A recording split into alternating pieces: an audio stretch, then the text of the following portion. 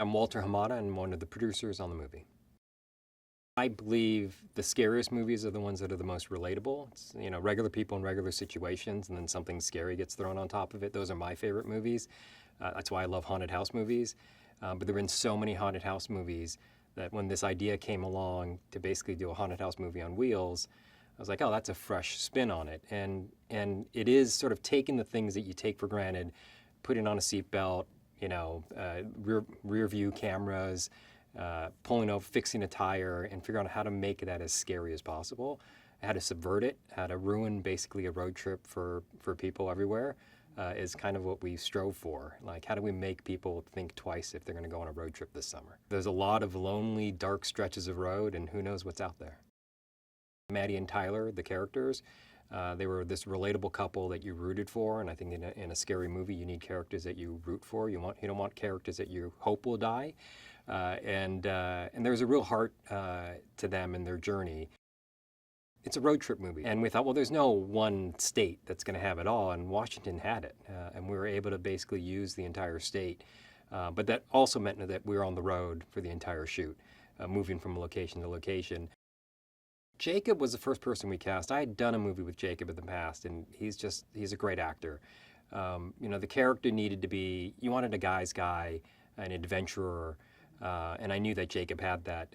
But the challenge in a scary movie, your audience is only as scared as the characters on the screen. Jacob has this vulnerability and that willingness to kind of go to that place where he still has that underlying strength in him, but you could see fear in his eyes, and you can see that. And so he was the perfect guy. We ended up narrowing sort of the female lead of Maddie down to a few actresses, and we did chemistry reads, and Lou and Jacob just popped off the screen, like right out of the gate. Like there was just chemistry between the two of them, and she was incredible, and she was exactly what we wanted. In the same way as Jacob, there's that vulnerability, but there's also a toughness to her, because you certainly don't want the damsel in distress, and Lou Llobell is certainly not that.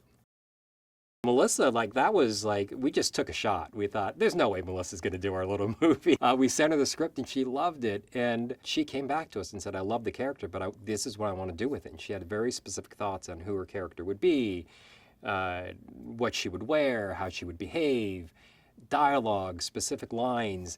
And so we rewrote the script for her, and it's incredible. And she's only on screen in a few key moments, but she's so integral to the storytelling. It's again, we're fortunate to have her. Van life it's aspirational. I mean, if you go on TikTok or Instagram, like there are all these people who are out there showing like this life of adventure and leisure, and the fact that you can pick up and wake up in one national park and the next day be in another, and it feels like, yeah, who wouldn't want to do that and leave all the grind of the work place behind. And that's very much Tyler and Maddie at the beginning of this movie, but there's got to be a dark side to that. There's got to be the downside to that. And I think this actually explores it and takes it to the nth degree. But it definitely I think as with any story where you're dealing with a young couple trying to figure out what their future is going to be, I think you put two people in a tiny van and put them on the road, and it heightens everything. And then you throw in a demonic entity, and suddenly you've got yourself a great scary movie. For me, what makes characters, sort of the iconic villains, is that there's a very human quality to them. At their core, there's something human to them, and then there's something that's just unnatural. And so when we first were conceiving the idea of The Passenger, we'd considered big prosthetics, like what can we do to make this demonic, does he have horns and all this stuff? And at the end of the day, André was very smartly said, let's just find somebody with a really interesting face. And so a lot of that is just Joseph with, makeup to enhance, the creases and just enhance certain elements of his features. But it's really, a lot of it is just Joseph. And then we put him in sort of this like Depression era priest kind of outfit, sort of a, very demonic approach to a godly character. And I think all those little pieces just made you go, wait, this guy is not a man of God. He looks human, but there's something off about him. And it's just that sort of uncanny valley kind of quality that I think makes him unsettling. And Joseph just nailed it. I think what makes The Passenger really scary is this element of trickery. He's demonic, so he could just kill them, but he doesn't want to. He likes to play with his food. He likes to torment them. He likes, he likes to drive a wedge between people. He likes to, I think he feeds off of that fear and that anxiety, and it just gets worse and worse and worse. And I think that element of The Passenger, I think, makes him really horrifying. This idea that this entity will play with you, and that you may not even know that you've been marked, and you may not know that the first few things that happened are elements of you being marked, but eventually it'll catch up to you. Every good movie needs great characters, great stories, great performances, but what makes a great horror movie for me is that it's scary.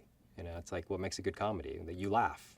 To me, a good horror movie is that, like, I sort of say I know when it works because I'll sit in that theater with an audience and watch them, and if they're grabbing the person next to them, if they're leaning forward, if they're rocking back in their seat, if they're jumping out of their seat, if they're screaming, if they start talking to the screen, like, you've made a good scary movie. And that's sort of what I aspire to, and that's what Passenger delivers in spades. It's incredible. I think it's a great date night film because at its core, it's a story of this young couple trying to figure out what their next steps in life are going to be. And part of that journey is getting through this ordeal. And so there's real heart and emotion to the story. But then you couple that with the fact that it also is a really scary movie, and it's going to make you want to grab the person that you're with and hold on tight. And there's nothing better on a date night than having an experience that draws you together.